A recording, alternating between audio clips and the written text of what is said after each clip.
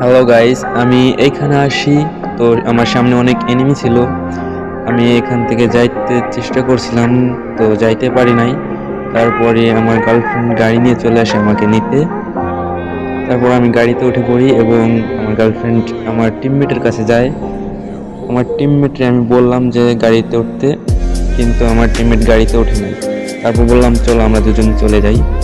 তারপর আমরা গাড়ি নিয়ে যাইতেছি। তো সে আমারে বলল তুমি গাড়ি চালাও, বাট আমি না করলাম। আমি গাড়ি চালাতে চাইছিলাম না। তো সে আমারে বারবার বলতেছিল তুমি গাড়ি চালাও, বাট আমি গাড়ি না চালানোর কারণে সে গাড়ি থেকে নেমে গাড়িতে ফায়ার করে। এটা দেখে আমার অনেক রাগ হয়। তারপর আমি গাড়ি নিয়ে চলে যাই, তাকে না নিয়ে। এখন আপনারাই বলেন আমি কি ঠিক করছি না ভুল করছি।